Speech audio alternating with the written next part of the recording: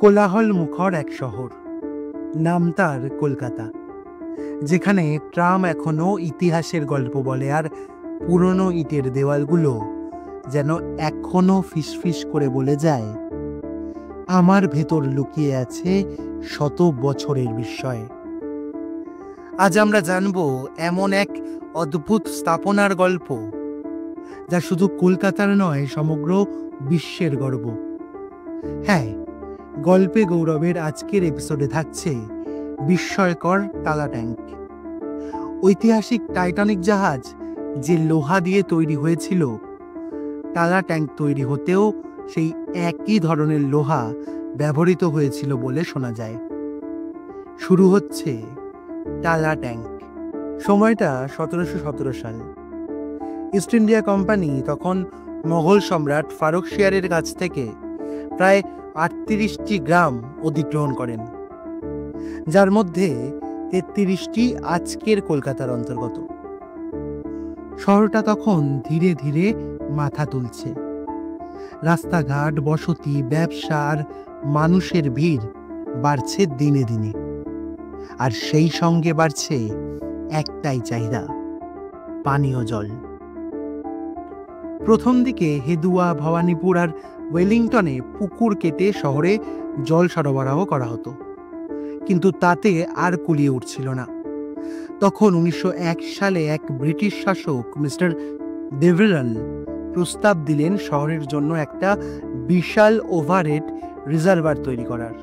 প্রস্তাবটি 1902 সালে কলকাতা কর্পোরেশন দ্বারা গৃহীত হয়, আর 1903 সালে ইঞ্জিনিয়ার WB ম্যাককাবে প্রাথমিক নকশায় কিছু পরিবর্তন আনেন। মোট খরচ ধরা হয় প্রায় 69,17,874 টাকা, যা একটা বিরাট অঙ্ক ছিল সেই যুগে। কিন্তু প্রশ্ন হলো, এত বড় ট্যাঙ্ক তৈরি হবেটা কোথায়? উত্তর মিলল টালা নামের এক এলাকায়, যেখানে ছিল একের পর এক পুকুর। সেগুলো ভরাট করে তৈরি হয় 482 একর জমি জুড়ে এক বিশাল ট্যাঙ্ক, যে জমি উদারভাবে দান করেছিলেন বাবু খেলাত চন্দ্র ঘোষ। তার জমিতেই উঠে দাঁড়ায় প্রায় 10 তলা বাড়ি সমান উচ্চতার এই ট্যাঙ্কটি।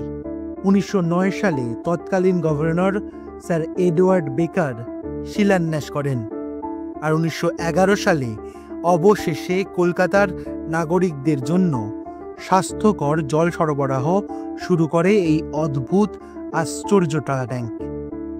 এটা কোনো সাধারণ ট্যাঙ্ক নয়।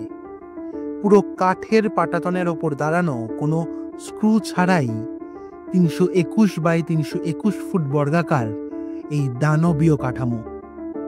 প্রথমে এর ছাদ ছিল চুন সুরকির, পরে ঢেলে দেওয়া হয় 14 ইঞ্চি পুরু কংক্রিটের স্তর। এর নির্মাণে হাত লাগিয়েছিল বহু দক্ষ প্রতিষ্ঠান, TC Mukherjee and company, Martin and company, ইংল্যান্ডের ক্লিটেনসন অ্যান্ড কোম্পানি। আর ছাদ ঢালাই করেছিলেন বাবু কালীশঙ্কর মিত্তির। এটি আয়তনে এতটাই বড় ছিল যে এই ট্যাঙ্কের ভেতরে একটা ফুটবল স্টেডিয়াম পর্যন্ত ঢুকে যাবে অনায়াসে। 1,03,041 স্কোয়ার ফিট এলাকা, 4টি কম্পার্টমেন্ট, যা পরিষ্কার করার সময়ও জল সরবরাহ ব্যাহত হতো না, যার ধারণ ক্ষমতা ছিল 90 লক্ষ গ্যালন জল। 18 ফুট উঁচু এই ট্যাঙ্কে জল থাকে প্রায় 16 ফুট পর্যন্ত, যা দমদম থেকে ভবানীপুর পর্যন্ত পাইপলাইনে পৌঁছে যায়। কিন্তু আসল বিস্ময় এখানেই শেষ নয়। দ্বিতীয় বিশ্বযুদ্ধের সময় জাপানের বোমাবর্ষণেও এই ট্যাঙ্ক ধ্বংস হয়নি, মাত্র 9টা ছিদ্র হয়েছিল তাতে। অগণিত ভূমিকম্প কেটেছে। চীন পাকিস্তান যুদ্ধের সময়ও এই ট্যাঙ্ক ছিল শত্রুর মূল টার্গেট, কারণ যদি টালা ট্যাঙ্ক ধ্বংস হয়, তাহলে থমকে যাবে গোটা কলকাতা শহর। তবুও আজও সে দাঁড়িয়ে আছে, অদম্য, অটুট, অবিচল। জলের ধারায় প্রাণ দিচ্ছে লক্ষ মানুষের জীবনে। 1 শতাব্দীরও বেশি পুরনো এই বিশাল ট্যাঙ্ক আজও আমাদের শেখায়, মজবুত ভিত্তি আর সৎ উদ্দেশ্য থাকলে সময়ও হার মানে। যে ট্যাঙ্ক এতদিন জল দিল শহরকে বাঁচিয়ে রাখতে, আজ সেই ট্যাঙ্কই ইতিহাসের বুকের এক জীবন্ত অধ্যায়। এ শুধু একটা স্থাপনা নয়, এ যেন কলকাতার হৃৎপিণ্ড, বিস্ময়কর টালা ট্যাঙ্ক। আজকের গল্পটি ভালো লাগলে অবশ্যই লাইক করুন। কলকাতার এই বিস্ময়কর ট্যাঙ্ক সম্পর্কে বাকিদের জানাতে অবশ্যই শেয়ার করুন ভিডিওটি। আর হ্যাঁ, এমন আরও অজানা ইতিহাস গল্পের ছলে জানতে গল্পে গৌরবকে সাবস্ক্রাইব করতে কিন্তু ভুলবেন না।